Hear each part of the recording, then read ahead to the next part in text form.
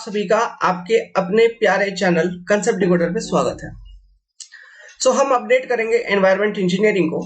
Environment engineering के अंदर अब तक जो आपने लर्न किया है, सीखा है, सीवेज का ट्रीटमेंट, सीवेज का डिस्पोजल एंड ड्रिंकिंग वाटर के ट्रीटमेंट रिलेटेड सारे concept means liquid waste management से रिलेटेड जितने भी बातें हमें सीखनी थी वो हमने सीख लिया। ये टोटल अब तक लेक्चर 84 क्लासेस हो चुकी है जो कि एंड्रॉयड ऐप पे कंप्लीटली अपलोडेड है। अब उस वाले चैप्टर के अलावा हमारे पास एनवायरनमेंट इंजीनियरिंग में और भी कुछ इंपॉर्टेंट टॉपिक्स रह जाते हैं जिससे एग्जामिनेशंस में क्वेश्चन आते हैं, जैसे कि ये वाला chapter municipal solid waste management. This chapter is very much important. Then sewer design chapter is your important. Water distribution network वाला chapter is your important. Air pollution वाला चैप्टर इज योर इंपॉर्टेंट। सब कुछ important है आज के time पे जहां competition में 0.3 पर गेम होता है कि नहीं? Everything is important. ये सारे लेक्चर वीडियोस, ये सारे क्लासेस अब मैं अपडेट करने वाला हूं। I am going to update this all topics. ठीक है, अब इसके लेक्चर वीडियोस आपको कहां पे अवेलेबल होंगे? Clear cut, this lecture videos will be available at YouTube. Means from lecture 1 to lecture 84 आपको एंड्रॉइड ऐप पे मिला है। ये वाला जो लेक्चर है क्लास नंबर 85 मैं ऐप के ऊपर अपलोड कर दूंगा, तो वहां से जो स्टूडेंट देखते आ रहे हैं फिर इस लेक्चर को देखेंगे तो उनको समझ में आ जाएगा कि इसके बाद के सारे लेक्चर यूट्यूब पे अपने चैनल पे अवेलेबल होगी एनवायरनमेंट इंजीनियरिंग के प्लेलिस्ट के अंदर। क्लियर है? ठीक है, स्टार्ट करेंगे। अब मैं बताता हूं म्युनिसिपल सॉलिड वेस्ट मैनेजमेंट को लेकर कुछ सिस्टम। ये जो टॉपिक है, this topic is very much important from examination point of view. अगर आप ईएससी एग्जामिनेशंस की बात करें तो भी इंपॉर्टेंट, गेट एग्जामिनेशंस की बात करें तो भी इंपॉर्टेंट। सिंपल से क्वेश्चन आते हैं, जैसे बल्क डेंसिटी निकालने के लिए पूछ देगा। We will discuss each and every aspect from this topic. जितने भी छोटे बड़े न्यूमेरिकल या फिर थियोरिटिकल कॉन्सेप्ट जो भी आपसे पूछे जा सकते हैं एग्जाम में, सब कुछ को यहां पे डिस्कस किया जाएगा। ठीक है, ओके। अब और एक बात बताता हूं, सुनिएगा, वेरी मच इंपॉर्टेंट। एक एग्जामिनेशन आई हुई है फ्रॉम बिहार, ठीक है, assistant sanitary and waste management officers के पोस्ट के लिए। For that post this topic जो यहां पे हम लोग डिस्कस करने वाले हैं will be very much important. यहां से जो भी डिस्कशन होगी आप उसका नोट्स बनाइए प्रॉपरली। नोट्स बनाना बहुत जरूरी है। आप उसको प्रॉपरली स्टेप बाय स्टेप जितना भी चीज लिखवा रहा हूं, जो भी चीज समझाया जाएगा आपको, उसका नोट्स बनाइए, बिकॉज क्वेश्चंस डायरेक्टली आपके नोट्स से एग्जामिनेशंस में आ जाएंगे। ओके, पढ़ते रहिए एंड गुड लक सभी के लिए। जिसको कोई भी डाउट होगा तो मैं कॉन्टैक्ट डिटेल्स दे दूंगा, आप कॉन्टैक्ट कर सकते हैं। कहीं पर कोई टॉपिक अगर छूट रहा है, जो समझ में नहीं आ रही है, इससे रिलेटेड आप इंक्वायरी कर सकते हैं, बात कर सकते हैं, वो लास्ट में बताएंगे। तो चलिए शुरू करते हैं from the topic of municipal solid waste management. तो यहां पे देखो, सबसे पहले तो ये जानिए कि हमें बेसिकली हम पढ़ेंगे क्या? Solid waste. Solid waste, solid waste, solid waste कहने का मतलब क्या है? क्या समझ रहे हो इसको? जैसे कि ऐसे चीजें जो सॉलिड के फॉर्म में है लेकिन हम उसको यूज नहीं कर रहे तो वो वेस्ट हो गया। जैसे कि कागज, कॉपी, कार्डबोर्ड, लकड़ी का कोई छोटा सा वेस्ट टुकड़ा, प्लास्टिक्स, मतलब जैसे ये खराब पेन, मतलब पेन अभी क्या है, लिख रहे हो, उसका रिफिल खत्म हो गया, क्या करते हैं? पेन फेंक देते हैं। तो वो सॉलिड फॉर्म में है लेकिन अब हम हमारे यूज में नहीं है तो अब वो वेस्ट हो गया। तो इस तरह की जो चीजें हैं ना, इसको हम कहते हैं सॉलिड वेस्ट। अब आप सोचो, आपके अपने एक घर से कितना सारा कचरा मतलब कहने का मतलब कितने सारे सॉलिड वेस्ट डेली निकलते हैं। तो सोचिए ऑल ओवर कंट्री या फिर किसी भी स्टेट में कितना सारा सॉलिड वेस्ट निकलता होगा। इतना सारा सॉलिड वेस्ट निकलता है कि मत पूछिए। पहले के जमाने में क्या किया जाता था? पहले के जमाने में ये जो सॉलिड वेस्ट थी उसको हम क्या करते थे? लेके जाते थे, है ना, लेके जाते थे और रोड में कहीं भी फेंक दिया या फिर कोई खुला जगह है तो वहां फेंक दिया। तो वहां फेंक देने के कारण क्या होता था ना, इसमें सॉलिड वेस्ट में कंपोजिशन फिर अलग अलग थी। जैसे कि फॉर एग्जांपल आपके घरों से जो कचरा निकली उसमें वेजिटेबल पार्ट्स भी है ना, मतलब कुछ ऑर्गेनिक पार्ट्स भी है। ओके, कुछ इनऑर्गेनिक पार्ट्स भी है, तो ऑर्गेनिक पार्ट्स जो है तो उसको तो वो तो बायोडिग्रेडेबल हो गई कि नहीं, उसमें तो बैक्टीरिया काम करेगा और उसको खा जाएगा, तो इस उसको वो सड़ना शुरू होगा, वो गलना शुरू होगा, जब डिकम्पोजिशन उसकी स्टार्ट होगी, है ना। तो ऐसे केसेस में क्या होगा, आप खुले एरिया में अगर उसको फेंक देते हो तो पॉल्यूशन क्रिएट होता है, चूहे वगैरह आएंगे उसको खाएंगे सब कुछ, अब वो चूहों में बीमारी होगी, फिर वो चूहे आपके घर में घूमेंगे, इस तरह से एक बीमारी की फैलाव हो जाती है जिसको हम कहते हैं प्लेग। प्लेग इतिहास में प्लेग को लेके एक बहुत बुरी चीज कहा गया। यूरोपियंस तो प्लेग को लेके इतना डरते हैं कि मत पूछिए, और डरना भी चाहिए। बहुत लोगों को मार दिया था 14वीं सेंचुरी में, 14th सेंचुरी में बहुत लोगों को मारा था इस प्लेग ने। ब्लैक डेथ के नाम से ये प्लेग फेमस हुआ था।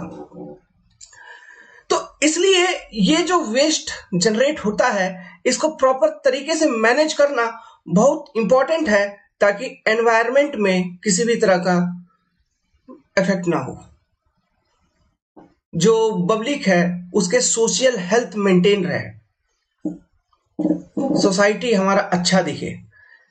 इसलिए आप देखते होंगे कि आजकल जो मैनेजमेंट सिस्टम है उसमें क्या किया जाता है, आपके घरों तक लोग आते हैं म्युनिसिपैलिटी वाले, और कचरा जो भी आपके घर से निकलता है उसको लेके जाते हैं। समझ में आ रहा है? That is one part of this management system. Okay, well, चलिए तो इसी चीज को हम पढ़ने वाले हैं कि सबसे पहले तो हम ये समझेंगे कि what is your municipal solid waste, उसके बाद हम ये समझेंगे कि इसको कैसे मैनेज किया जाएगा, स्टेप बाय स्टेप अच्छे से हम समझेंगे। आगे बढ़ने से पहले मैं आपको बता दूं, अगर आप इससे रिलेटेड कोई मैनुअल अगर आप पढ़ना चाहते हैं then go with the manual of Swachh Bharat mission. ठीक है, ये सेंट्रल पब्लिक हेल्थ इंजीनियरिंग का जो डिपार्टमेंट है, आप CPHEE, ठीक है, central public health engineering department, environment and engineering department, यहां पे आप जाएंगे, यहां से आप म्युनिसिपल सॉलिड वेस्ट के मैनुअल को आप इजीली डाउनलोड कर सकते हो। इसका शायद 2016 का वर्जन वहां पे अवेलेबल होगा, लेकिन आप सर्च करिए 2018 में भी ये अपडेट हुई है, रिवाइज हुई है, तो इसका रिवीजन 2018 वाला भी मिल जाता है, तो आप उसको भी पढ़ सकते हैं या फिर 16 वाले को कंसिडर करके आगे बढ़ सकते हैं। That manual is very much important and especially for BPSC aspirants this manual will be very much helpful for you. Okay? तो चलिए चालू करते हैं। तो सॉलिड वेस्ट कितने तरह का होता है, देखिए बेसिकली सॉलिड वेस्ट को हम डिफरेंट टाइप्स में कैटेगराइज करते हैं। जैसे कि मैं अगर बोलूं तो ये इसको हम कहेंगे पहले domestic waste.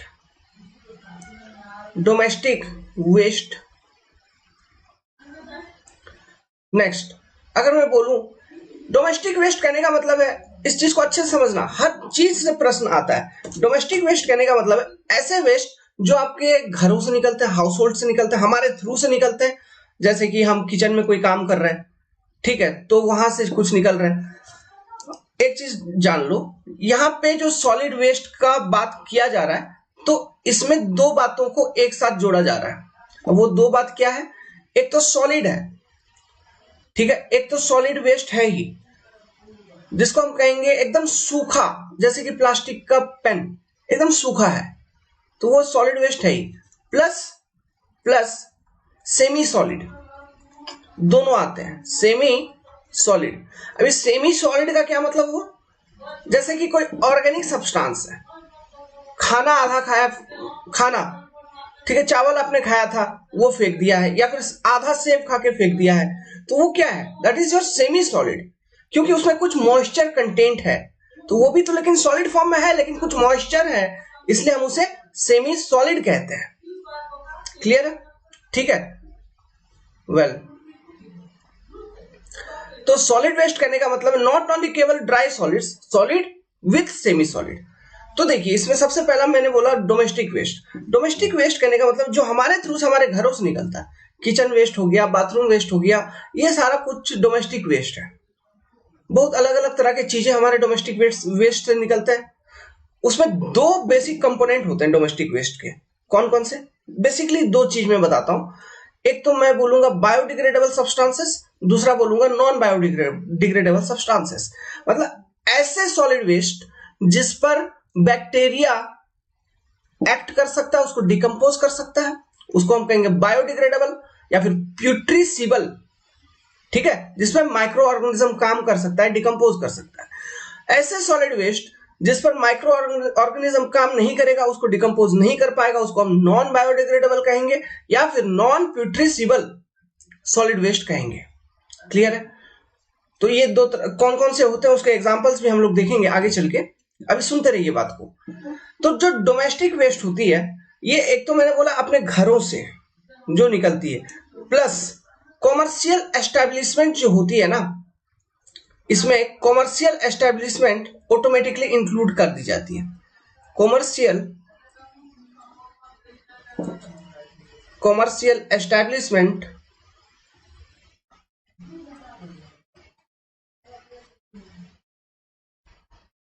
are automatically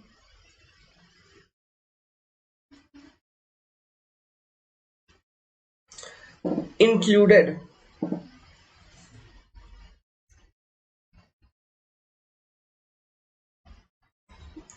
just a minute, वो घर में रहने के बाद कुछ ना कुछ डिस्टरबेंस होते रहती है।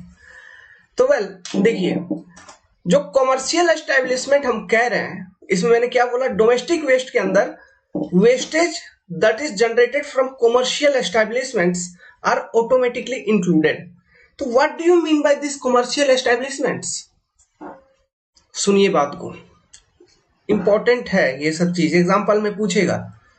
कॉमर्शियल एस्टेब्लिशमेंट कहने का मतलब है, अगर मैं आपसे पूछूं सिनेमा घर, मैं आपको बोलूं शॉपिंग मॉल, मैं आपको बोलूं रेस्टोरेंट्स, ये सारे होटल्स, ये सब कुछ क्या है, कॉमर्शियल एस्टेब्लिशमेंट है।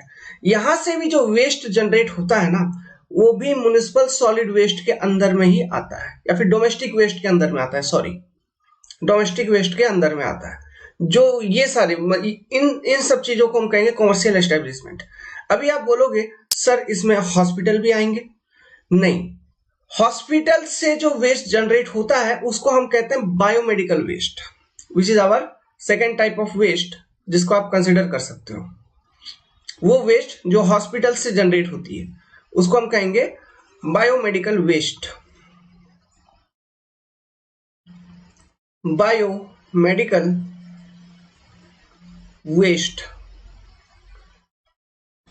मतलब ऐसे वेस्ट जो हॉस्पिटल हो गए, नर्सिंग होम हो गए, यहां से जो डेवलप हो रहा है, इसका फिर डिस्पोजल का मेथड, डिस्पोजल टेक्निक अलग है as compare to your domestic waste.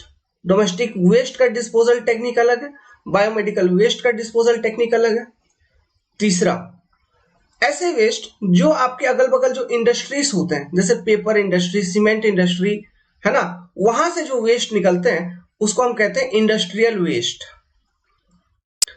इसके एग्जांपल्स दिखवाऊंगा, those examples will be very much important. Industrial waste जितने तरह के होते हैं उसके एग्जांपल लिखवाऊंगा, फिर उसमें ये बताऊंगा आपको कि कौन सा वेस्ट सबसे अधिक निकलता है। ठीक है, that example they may ask in your objective questions. So industrial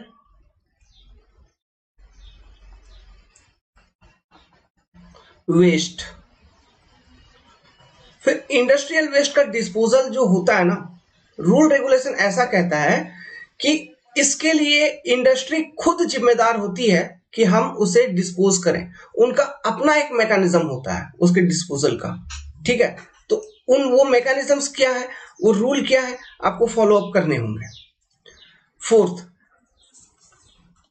fourth जो है, इसको हम कहेंगे हैजार्डियस वेस्ट।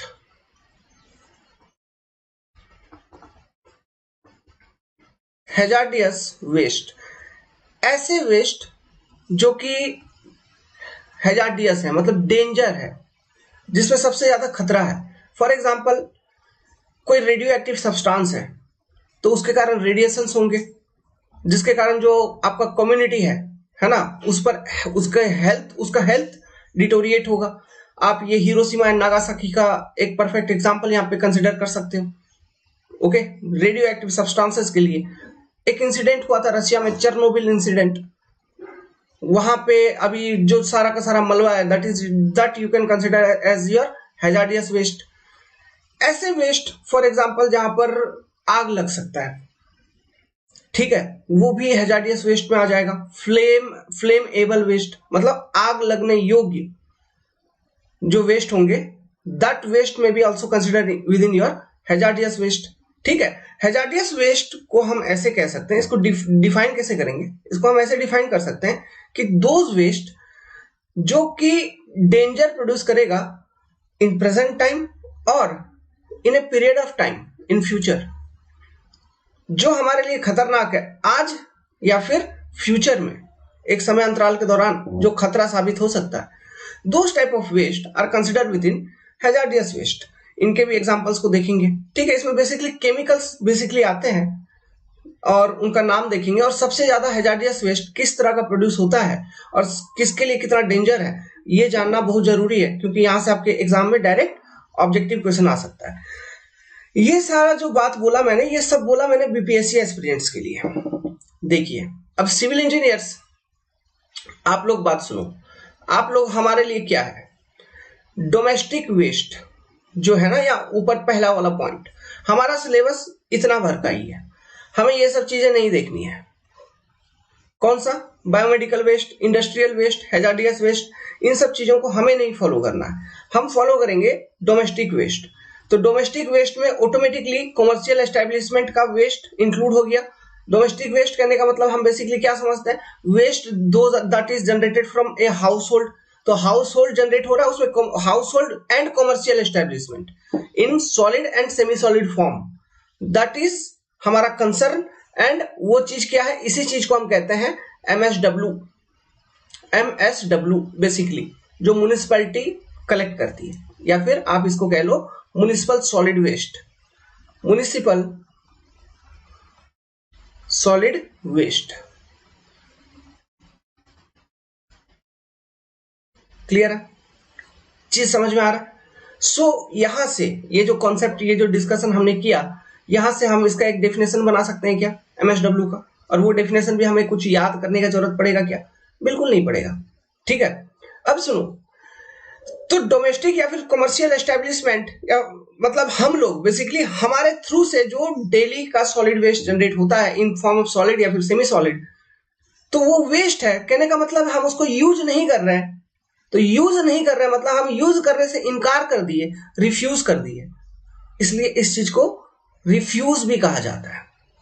क्या कहा जाता है, म्युनिसिपल सॉलिड वेस्ट को। आप इसको, कहां गया हमारा पेन, कहां गया, जस्ट ए मिनट, हम इसको एज रिफ्यूज भी कहते हैं। मतलब ऐसे चीजें, ऐसे सब्सटेंसेस जिसको हमने यूज करना, इस्तेमाल करना बंद कर दिया, this term they may ask. अब इसका डिफरेंट कैटेगरी है रिफ्यूज में, हम उस चीज को देखेंगे। रिफ्यूज में क्या क्या आता है, रबीज आता है, गार्बेज आता है, एसेस आता है। ठीक है, ये सारे कुछ रिफ्यूज होते हैं। इसके डेंसिटीज को देखेंगे। ठीक है, ये सब कुछ आपको एग्जामिनेशन में पूछेंगे। तो चलिए स्टार्ट करते हैं with definition of solid waste management, municipal solid waste. Okay, उससे पहले हम एक फोटो देख लेते हैं इन कचड़े का। देखिए कितना गंदा दिखता है कचड़ा। देखो इसमें कंपोजिशन, देखो इस कचड़े का, अलग अलग तरह के कचड़े हैं इसमें। प्लास्टिक का बोरा है, कलम होगा, सब्जी वब्जी होगा, कुछ भी होगा। देख रहे हैं वो जेसीबी ठेल रहा है, वो डोजर उसको कचड़ा को मैनेज कर रहा है। यहाँ पे देखिए कम्युनिटी डस्टबिन, अलग अलग तरह के डस्टबिन हैं। ये डस्टबिन का रंग भी अलग अलग है, तो अलग अलग चीजों के लिए, जैसे ब्लू डस्टबिन पेपर फेंकने के लिए है, ये आपका ग्रीन डस्टबिन यहाँ पे ग्लास फेंकने के लिए बताया गया। तो ये तो ऐसे ही बता दिया है फालतू का, ये कोई सही चीज नहीं है। इनका होता है कलर कोडिंग होता है, लेकिन ये फोटो सही नहीं है। देखो यहाँ पे मतलब कचड़ा देखो, मैं आपको कचड़ा दिखा रहा हूं। कचड़ा देखो पहले, देखो कैसे ये पंछी जो है ये क्या खाने आए, छोटे छोटे कीड़े मकोड़े सब कुछ पैदा हो जाते हैं ना उधर, उनको वो खाते रहते हैं। तो सोचो इन सब चीजों को हम अपने घर के अगल बगल खुले में फेंक देते थे पहले, आज भी कई लोग करते हैं, गांवों में तो करते ही हैं। तो प्लीज मैनेज करिए। इसलिए इसलिए हमारे यहाँ पे बीपीएससी में अभी पोस्ट निकला है इस चीज को मैनेज करने के लिए, यही उद्देश्य, ऑब्जेक्टिव यही है अपना। ओके, तो इस तरह से फेंक देते हैं, तो इसके कारण छोटे छोटे कीड़े मकोड़े सब कुछ, फिर ये जब सड़ेगा गलेगा, गैसेस प्रोड्यूस होगा, घिन बदबू आएगी, रह नहीं पाओगे, कम्युनिटी एकदम बेकार हो जाएगी। समझ रहे हैं? चूहे घूमेंगे इधर उधर, बीमारियां फैलेंगे, हेल्थ डिटोरिएट होगा लोगों का, अल्टीमेटली महामारी फैल जाएगी। इसलिए सॉलिड वेस्ट जो भी जनरेट होता है उसको मैनेज करना बहुत जरूरी है।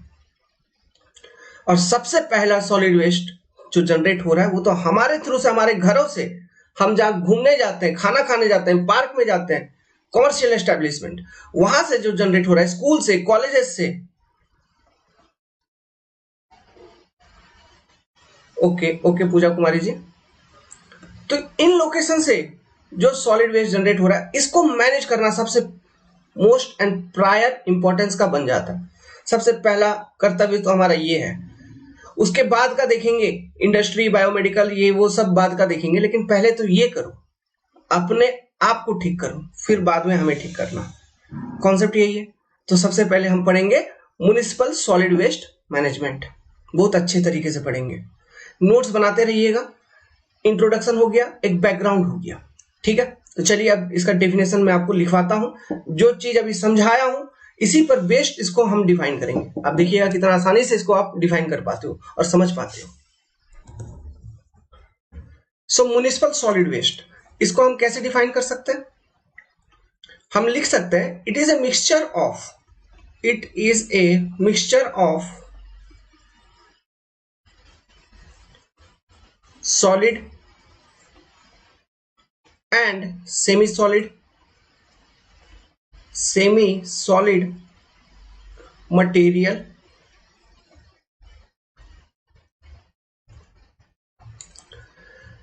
that is generated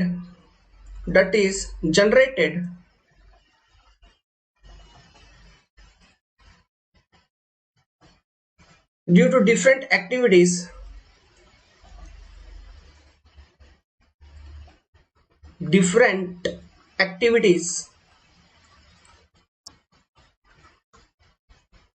फ्रॉम, कहां से जनरेट हो रहा है? डिफरेंट एक्टिविटीज के लिए के कारण तो जनरेट हो रहा है, लेकिन कहां से हो रहा है? From residential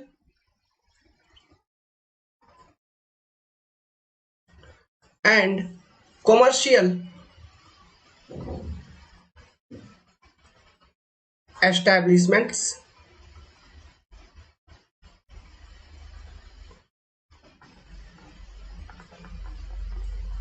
is called as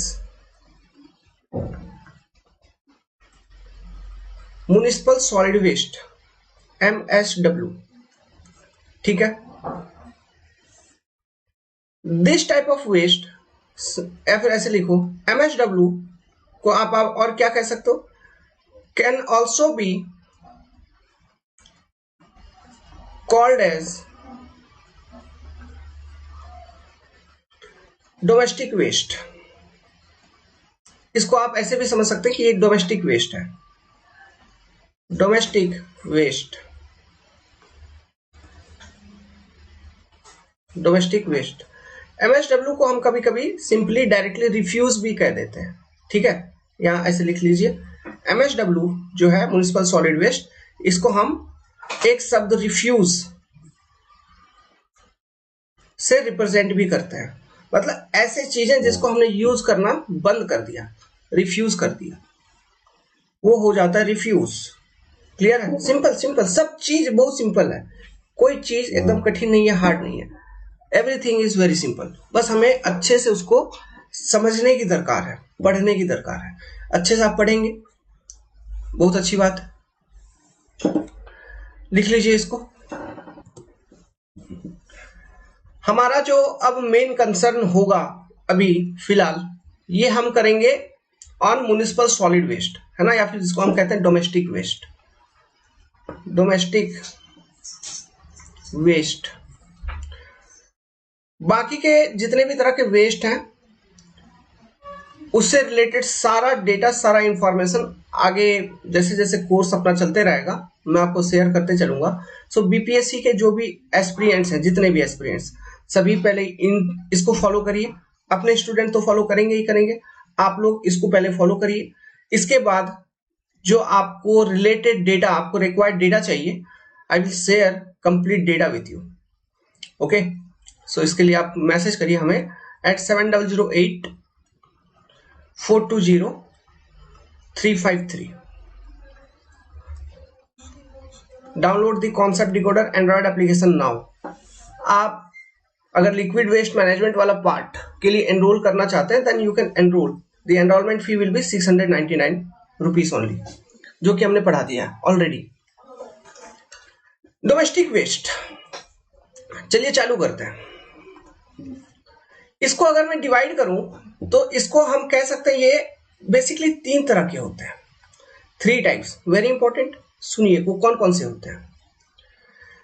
एक को तो हम कहते हैं डोमेस्टिक वेस्ट को, सबसे पहले तो आप MSW कह लो या फिर इसको हम रिफ्यूज भी कहते हैं, अभी बताया था। अब ये जो रिफ्यूज है ये 3 तरह का होता है। पहला गार्बेज,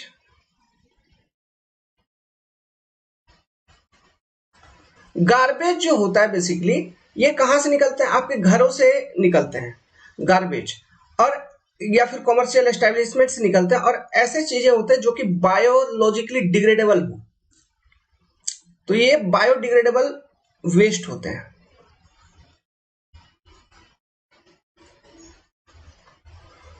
बायोडिग्रेडेबल वेस्ट। दूसरा जो चीज होता है वो होता है रब्बिस, इसको हम कहते हैं रब्बिस। रब्बिस मतलब non biodegradable waste, non biodegradable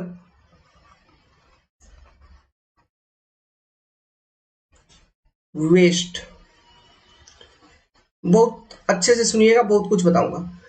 तीसरा देखो, ये रिफ्यूज के अंदर ही तीसरा एक इंपॉर्टेंट आइटम इंक्लूड की जाती है, वो उसे हम क्या कहते हैं, नॉन कंबस्टेबल एसेस।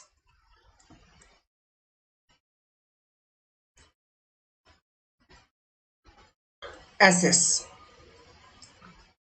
या फिर आप इसको सिंपली एसेस भी कह सकते हैं, सिंपली आप एसेस भी कह सकते हैं। अब ये एसेस का क्या मतलब हुआ, देखो आप घर में खाना पकाए, गांव में आपने खाना बनाया, लिट्टी चोखा बनाया, लकड़ी या फिर गोबर का गोईठा यूज किया, है ना, गोबर का गोईठा यूज किया। I am also from Bihar. गोबर का गोईठा यूज किया आपने, तो गोईठा तो जल गया, लेकिन उसके बाद क्या बच गया, एसेस, राख।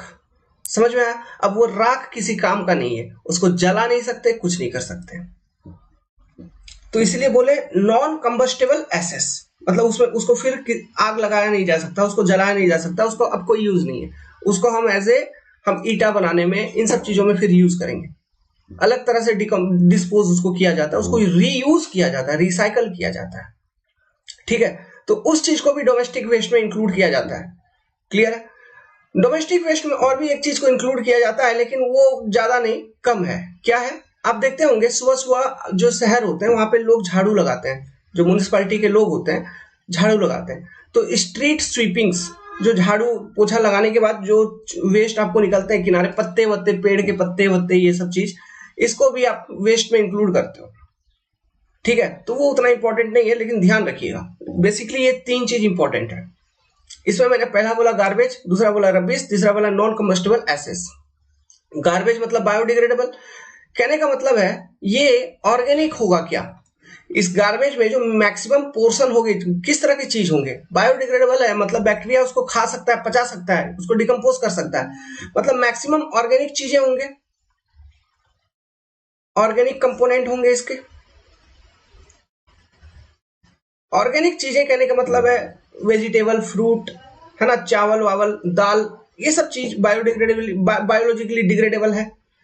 रब्बिश मतलब ये बेसिकली इनऑर्गेनिक होगा, इसमें ज्यादा ऑर्गेनिक नहीं होगा, है ना, मतलब ये मेजर पोर्शन बोल रहा हूं, ये ऑर्गेनिक या फिर इनऑर्गेनिक जो लिख रहा हूं ये मेजॉरिटी में लिख रहा हूं, तो इसमें मेजॉरिटी में इनऑर्गेनिक सब्सटेंसेस होंगे, ठीक है, इसलिए ये बायोलॉजिकली नॉन डिग्रेडेबल है। जैसे कि प्लास्टिक का पेन हो गया, एक सिंपल एग्जांपल, इसको बायोलॉजिकली डिग्रेड नहीं किया जा सकता। कागज वागज वो बायोलॉजिकली डिग्रेड किया जा सकता है, वो ऑर्गेनिक लकड़ी से ही बनता है, उसको खाता भी है, वो दीमक लग जाता है उसमें, देखो दीमक खा जाता है उसको, आपकी किताब को दीमक खाता है देखे, तो वो बायोलॉजिकली डिग्रेडेबल है क्योंकि कोई माइक्रो ऑर्गेनिज्म उसमें इन्वॉल्व है, एक जीव जंतु इन्वॉल्व है। समझ में आया? तो ये चीज है। तो अब जो एक तो ये सवाल होगा, इसके लिए और एक टर्म है, टर्म हम इसको क्या कहते हैं, जो गार्बेज होती है उसको पिट्रीसिबल कहते हैं, पिट्रीसिबल। पिट्रीसिबल मतलब, पिट्रीसिबल वेस्ट मतलब ऐसे waste, PETUR, just a minute, PUTRESCIBLE,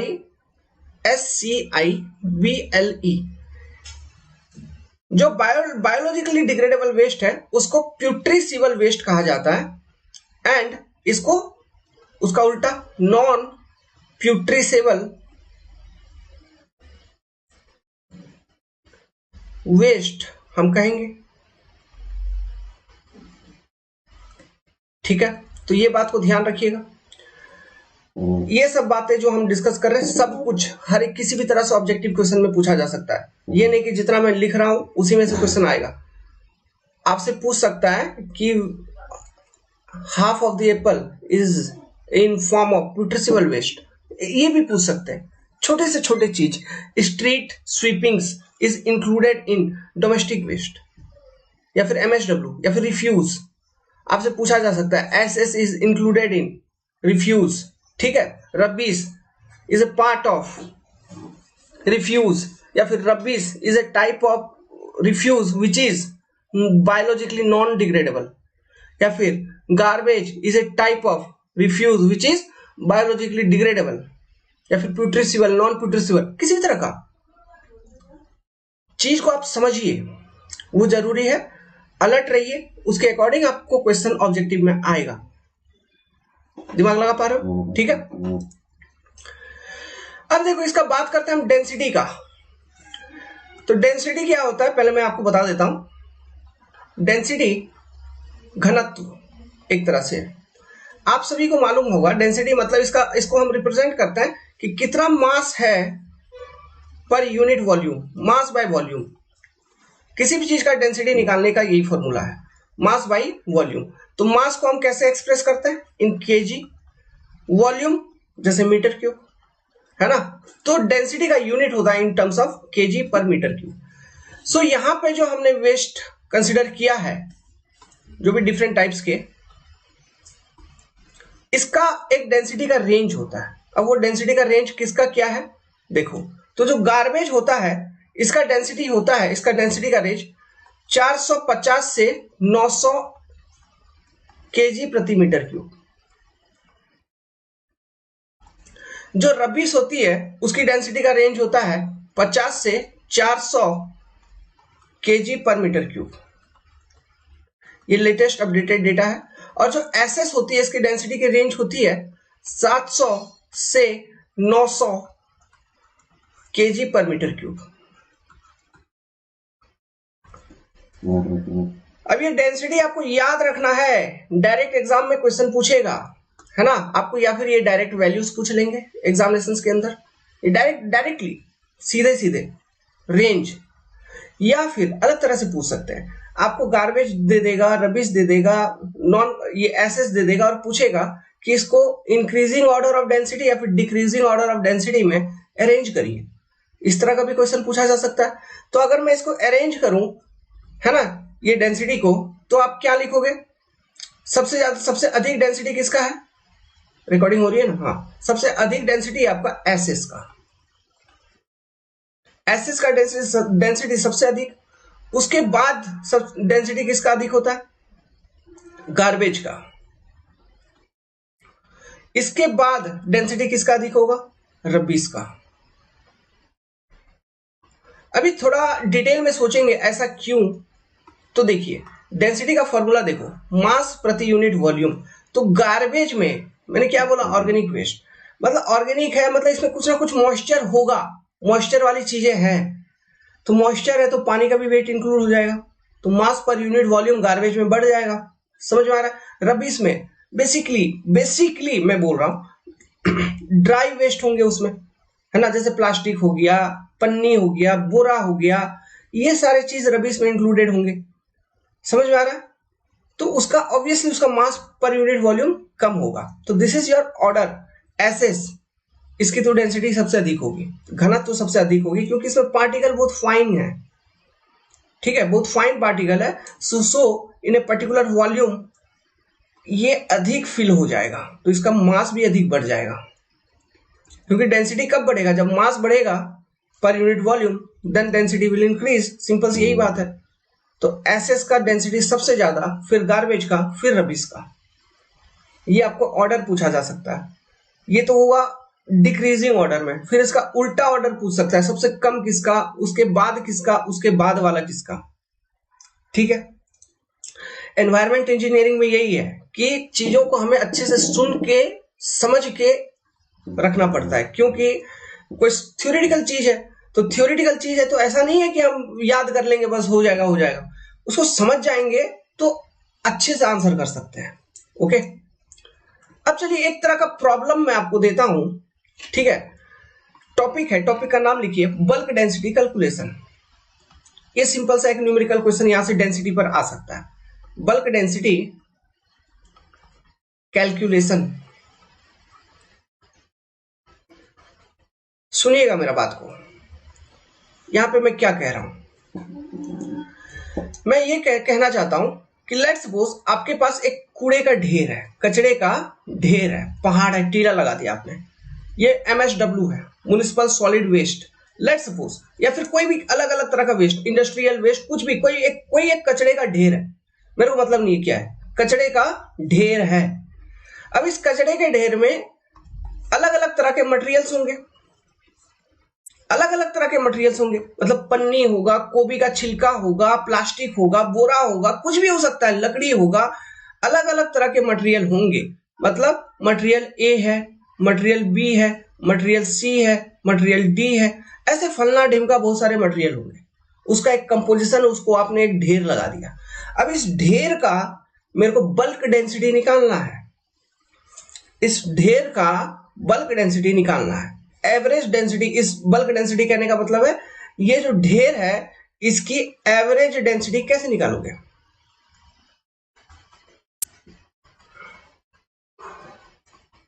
ये फॉर्मूला जो अभी निकालूंगा इसको भी रटवाया जाता है। ठीक है, समझ के लिखेंगे तो कोई रटने का जरूरत नहीं है अपने को। तो इसका एवरेज डेंसिटी आपको बतानी है, तो कैसे बताओगे? देखो, डेंसिटी निकालने का बेसिक कॉन्सेप्ट, तो ये डेंसिटी को मैं रिप्रेजेंट करता हूं as rho bulk, rho B, let's suppose. तो डेंसिटी निकालने का जो बेसिक तरीका है अपने पास वो क्या है? Mass divided by volume, total mass, है ना। इसका टोटल मास, इस ढेर का जो टोटल वजन होगा, total mass by total volume.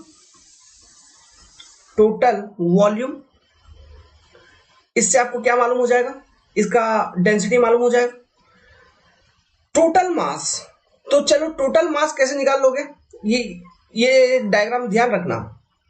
तो रो बी बल्क, तो total mass equal to mass of substance A plus mass of substance B plus mass of substance C plus mass of substance D, ऐसे चलता रहेगा जितने भी masses दिए हैं, divided by volume of substance A plus volume of substance B plus volume of substance C plus volume of substance D, ऐसा फलना ढिमका ढिमका ढिमका। तो ये क्या निकल जाएगा? Bulk density. ठीक है, इस फॉर्मूला में थोड़ा सा दिक्कत है अपने को, हम इंजीनियर्स हैं। मास तो चलो इजीली हम निकाल लेंगे, सब्सटेंस को लेंगे, उसको तौल लेंगे, मास तो निकल जाएगा। वॉल्यूम हमें निकालने में थोड़ा सा दिक्कत होता है। Volume calculation is very difficult. आप कैसे बताओ, किसी भी शेप का होगा, कोई भी अलग शेप का होगा, ट्रायंगल है, टूटा फूटा, ऐसा कुछ भी शेप का कोई मटेरियल, उसका वॉल्यूम कैसे बताओगे?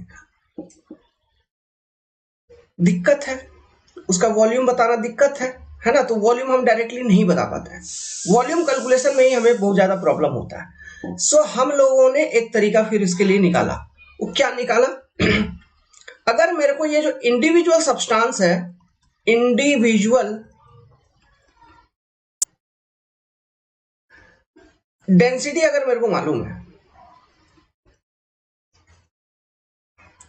इंडिविजुअल डेंसिटी कहने का मतलब है जो मटेरियल ए है उसका डेंसिटी मान लो हमको रो ए मालूम है, तो ये केजी पर मीटर क्यूब, मतलब ये तो हमको मालूम है ना, ये तो हम कैलकुलेट कर सकते हैं कि प्लास्टिक है तो प्लास्टिक का क्या डेंसिटी होगा, कोई ऑर्गेनिक मैटर है तो उसका क्या डेंसिटी होता है, इंडिविजुअल डेंसिटी तो हम निकाल लेंगे ना, we can easily calculate individual density.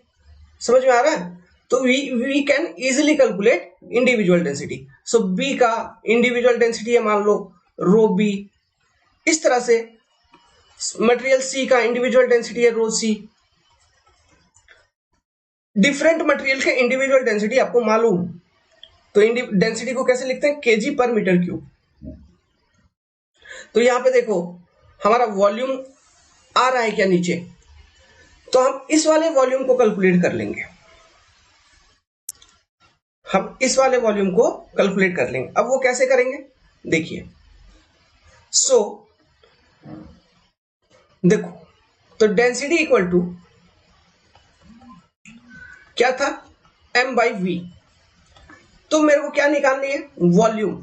तो वॉल्यूम निकालने के लिए मैं क्या करूंगा? इसको इधर ले जाऊंगा, तो ये क्या हो जाएगा? m by density. कहने का मतलब है जैसे कि आपको वॉल्यूम ऑफ मटेरियल ए चाहिए, तो mass of material A by density of material A. Volume of material B चाहिए, mass of material B by density of material B. ऐसे कर देंगे, निकल जाएगा, निकल जाएगा। तो ये जो फॉर्मूला है कौन सा, अभी जो मैंने आपको दिया था, ये कि एवरेज डेंसिटी इस कूड़े का ढेर का हम निकालेंगे ऐसे, total mass by total volume. तो वॉल्यूम निकालने में इसमें दिक्कत आ रही थी, अब वॉल्यूम निकालने में दिक्कत आएगी क्या? नहीं, हमको मालूम क्या, इंडिविजुअल डेंसिटी ऑफ मटेरियल, वहां से मैंने वॉल्यूम निकाल लिया। इसको पुट कर देंगे तो फॉर्मूला कैसे बन जाएगा फिर? इसको मैं इरेज करता हूं, यहां पर आपको लिखना है तो लिख लीजिए, आई एम इरेजिंग इट। तो मेरा एवरेज डेंसिटी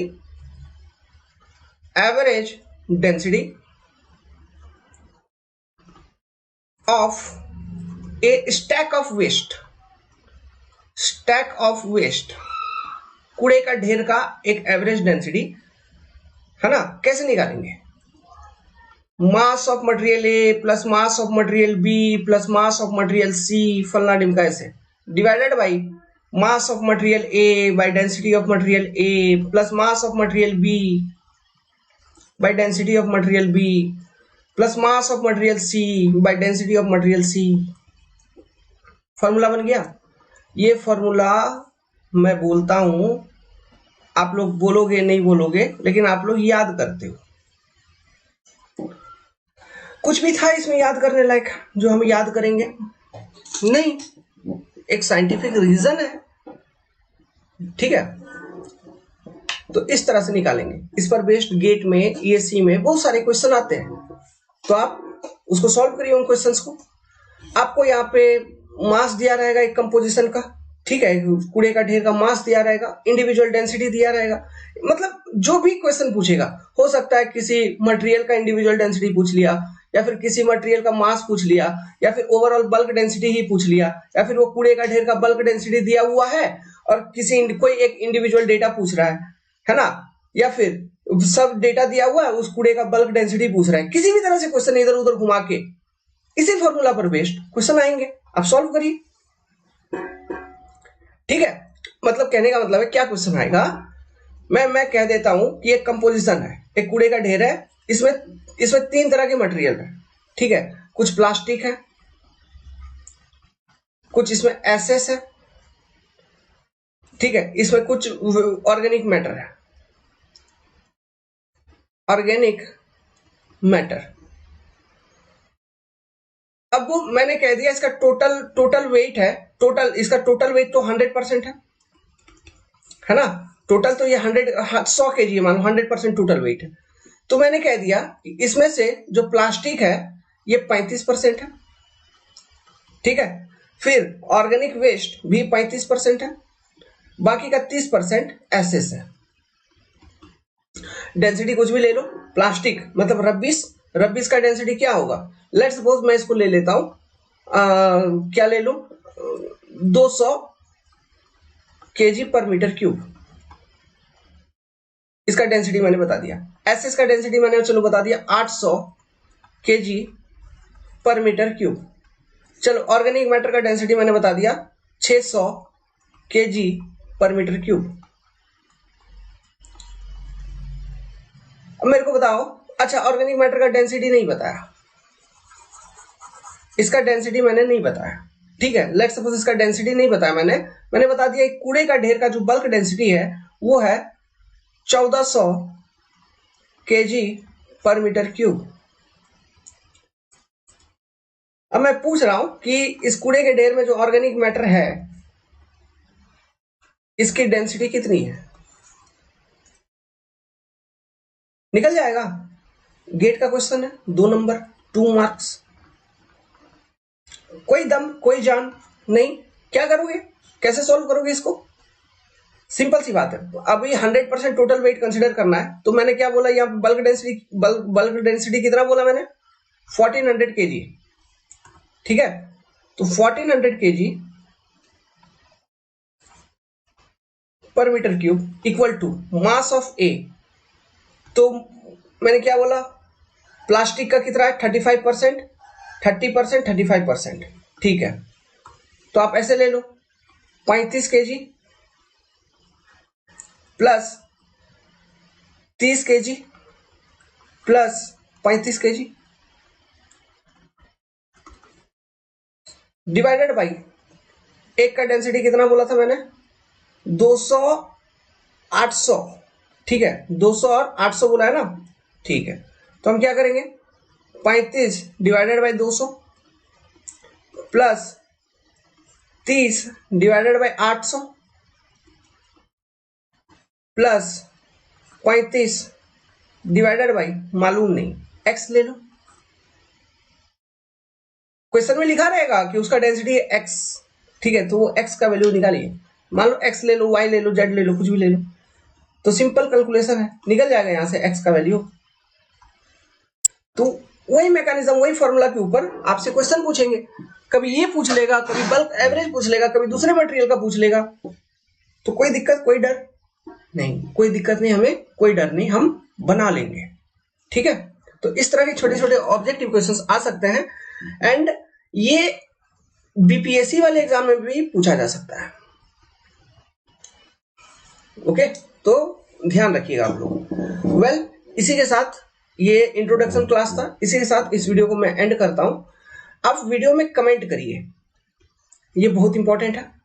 आप कमेंट करिए कि आपको लेक्चर समझ में आया, क्लास समझ में आया, नहीं आया, या फिर और कोई इंप्रूवमेंट करने की दरकार है, या फिर और आप क्या चाहते हो, इससे रिलेटेड आप कमेंट करिए, तो उसके अकॉर्डिंग मैं फिर चीजों को लेके आऊंगा, ठीक है। So for now good luck, have nice day, take care. अब से यूट्यूब पे अपने जो भी फॉलोअर हैं फॉर गेट ईएससी, ध्यान दीजिए, ये लेक्चर अपलोड होना चालू होगा यूट्यूब पे, एंड जो हाईवे इंजीनियरिंग कंटिन्यू था वो कंटिन्यू रहेगा ऐप के ऊपर, ठीक है। हाईवे इंजीनियरिंग कंटिन्यू था वो कंटिन्यू रहेगा ऐप के ऊपर।